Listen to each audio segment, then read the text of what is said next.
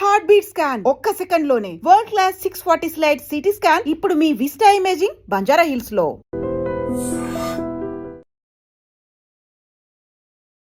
నమస్తే, welcome to I dream talking point with కవిత.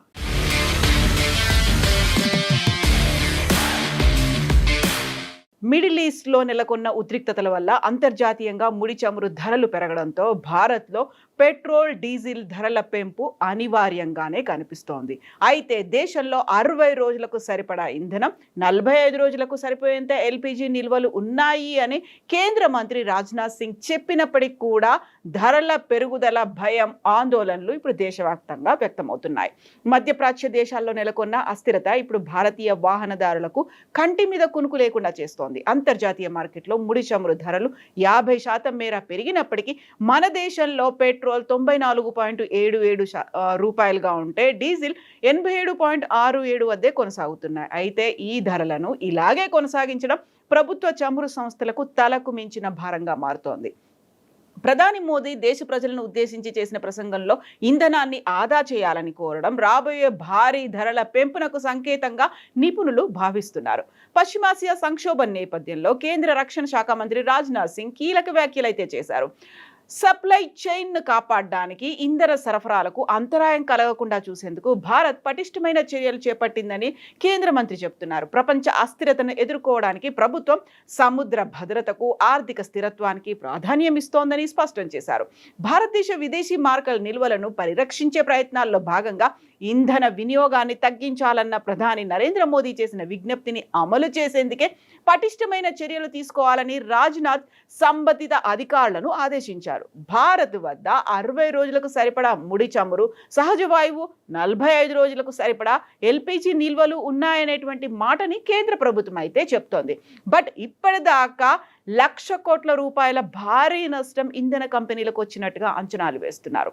గత 10 వారాలుగా ఐఓసి, బీపీసీఎల్, హెచ్పిసిఎల్ వంటి ప్రభుత్వ రంగ సంస్థలు అంతర్జాతీయ ధరల షాక్ నుంచి భారతీయులను కాపాడేందుకు ప్రయత్నిస్తున్నాయి అనేటువంటి వార్తలున్నాయి. ప్రపంచవ్యాప్తంగా దేశాలు ఇప్పటికే 30% వరకు ధరలు పెంచినప్పటికీ మన దగ్గర పాత రేట్లే అమలవుతున్నాయి.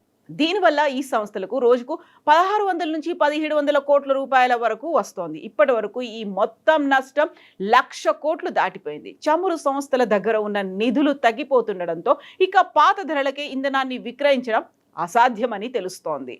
ఇంధన కొరతపై ఆందోళన వద్దు, ప్రశాంతంగా ఉండండి అనేటువంటి మాటని రాజ్నాథ్ సింగ్ చెప్పినప్పటికీ లెక్కలు మాత్రం భయపెడుతున్నాయి. దేశీయ ఇంధన వినియోగాన్ని గణనీయంగా తగ్గించుకోవడానికి ఇతర దేశాలు అత్యవసర చర్యలు తీసుకున్నాయి. అయితే ఇంధన వినియోగం విషయంలో మాత్రం భారత్ సురక్షితమైనటువంటి స్థానంలోనే ఉంది. ఏ పెట్రోలియం ఉత్పత్తి కొరత భారతదేశంలో లేదు. మన దగ్గర 60 రోజులకు సరిపడా ముడి చమురు, న్యాచురల్ గ్యాస్, 45 రోజులకు సరిపడా ఎల్పిజి నిల్వలు ఉన్నాయి. దేశీయ మారక నిల్వలు $703 బిలియన్ వద్ద ఉన్నాయి. భారత్ 4వ అతిపెద్ద పెట్రోలియం ఉత్పత్తుల ఎగుమతిదారు. భారతదేశం 50కి పైగా దేశాలకు పెట్రోలియం ఉత్పత్తులను ఎగుమతి చేస్తోంది. దేశీయ డిమాండ్ను పూర్తిగా ఇది కవర్ చేస్తోంది. కానీ అంతర్జాతీయంగా ముడి చమురు ధరలు చాలా అధిక స్థాయిలో కొనసాగుతున్నందున దేశం చాలా భారాన్ని మోస్తోంది. ఇంధన పొదుపు ఈ భారాన్ని తగ్గిస్తుంది. సరఫరా గొలుసులో కొరత లేకుంటే అంతరాయాలను నివారించడానికి అన్ని పటిష్టమైన చర్యలను తీసుకుంటున్నాం. ఇంధన కొరతపై ప్రజలు భయాందోళనలకు గురి కావద్దు, ప్రశాంతంగా ఉండాలి అనేది రక్షణ శాఖ మంత్రి రాజ్నాథ్ సింగ్ చెప్తున్నటువంటి మాటలు.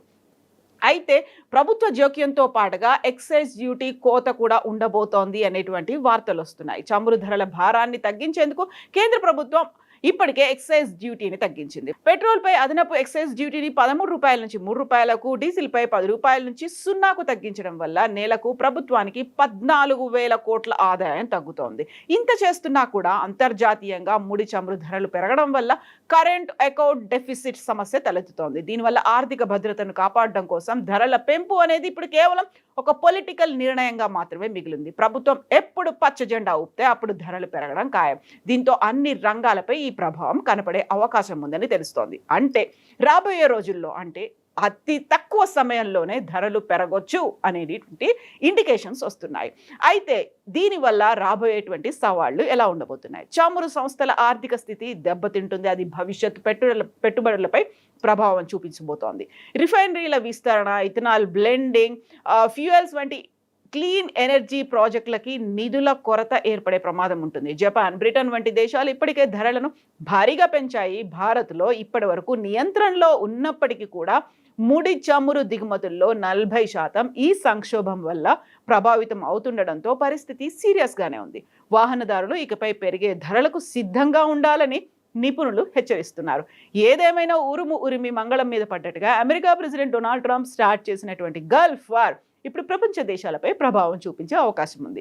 ఇంధన పొదుపు పాటించడం ద్వారా మాత్రమే ఈ సంక్షోభం నుంచి కొంతవరకు గట్టెక్కే అవకాశం ఉందని ప్రభుత్వం అయితే భావిస్తోంది. ఈ మొత్తం నేపథ్యంలోనే రాజ్నాథ్ సింగ్ అధ్యక్షతన ఒక మీటింగ్ జరిగింది. పశ్చిమాసియాలో పరిస్థితిని పర్యవేక్షించేందుకు ఏర్పాటు చేసిన అధికార మంత్రుల బృందం ఉన్నత స్థాయి సమావేశం కేంద్ర రక్షణ శాఖ మంత్రి రాజ్నాథ్ సింగ్ అధ్యక్షతన జరిగింది. ఈ మీటింగ్ లో కేంద్ర రసాయనాలు, ఎరువుల శాఖ మంత్రి జేపీ నడ్డా, పెట్రోలియం శాఖ మంత్రి హర్దీప్ సింగ్ పూరి, రైల్వే సమాచార ప్రసార శాఖ మంత్రి అశ్విని వైష్ణవ్, పౌర విమానయాన శాఖ మంత్రి రామ్మోహన్ నాయుడు, ఓడరేవులు నౌకా రవాణా శాఖ మంత్రి శర్బానంద్ సోనోవాల్ తదితరులు అయితే ఈ మీటింగ్ లో పాల్గొన్నారు. ఓవరాల్ గా ఏం జరిగింది, ఆ మీటింగ్ సారాంశానికి సంబంధించి ఒక ప్రకటన కూడా రిలీజ్ చేశారు. పశ్చిమాసియాలో సంఘర్షణ మొదలై రోజులు గడుస్తున్నాయి, నెలలు గడుస్తున్నాయి. ప్రపంచవ్యాప్తంగా నెలకొన్న ఈ అస్థిరత కాలంలో కూడా పెట్రోలియం ధరలు స్థిరంగా ఉన్న అతి కొద్ది దేశాల్లో భారత్ ఒకటి. అనేక దేశాల్లో పెట్రోలియం ధరలు 30 నుంచి 70% వరకు పెరిగాయి. అయినప్పటికీ ప్రపంచవ్యాప్తంగా ఆకాశాన్ని అంటుతున్న ధరల భారం భారత పౌరులపై పడకుండా ఉండేందుకు భారతదేశం ఆయిల్ మార్కెటింగ్ కంపెనీలు రోజుకు 1000 కోట్ల నష్టాలను భరించాయి. అయితే ఇంధన కొరతపై ఎవరూ ఆందోళన చెందాల్సిన అవసరం లేదు. ప్రజలకు అవసరమైన నిత్యావసర వస్తువులు దేశంలో సమృద్ధిగా ఉన్నాయని రక్షణ శాఖ ఒక కీలకమైనటువంటి ప్రకటన రిలీజ్ చేసింది. బట్ ఇవన్నీ వస్తున్న తర్వాత ఇస్తున్నటువంటి clear indication, get ready for price hike అనేది, పెట్రోల్ డీజిల్ ధరల పెంపు అనేది అనివార్యంగా ఉండబోతోంది. ఆ ప్రభావం అనేది ఇప్పుడు భారతీయులందరి మీద కూడా పడబోతోంది. అయితే ఎన్ని రోజుల్లో పెట్రోల్ డీజిల్ ధరలు పెంచబోతున్నారు? ఇప్పటిదాకా అయితే కేవలం 60 రోజులకు సరిపడా మాత్రమే నిల్వలు ఉన్నాయి. 45 రోజులకు సరిపడా ఎల్పిజి గ్యాస్ నిల్వలు అయితే ఉన్నాయి. ఆ తర్వాత ఏం జరగబోతోంది? ఎంత ప్రొటెక్షన్ చేసుకున్నప్పటికీ, లేకుంటే ఎంత పొదుపు చర్యలు పాటించినప్పటికీ 60 రోజుల తర్వాత ఏం జరుగుతుంది? గ్యాస్ 45 రోజుల తర్వాత దొరకదా? బోల్డ్ అన్ని క్వశ్చన్స్ అయితే ఉన్నాయి. వీటన్నిటికీ సంబంధించి బోల్డ్ అంతా అస్థిరత కూడా కనిపిస్తున్నటువంటి నేపథ్యంలో మీరేమనుకుంటున్నారో కామెంట్స్ రూపంలో తెలియచేయండి.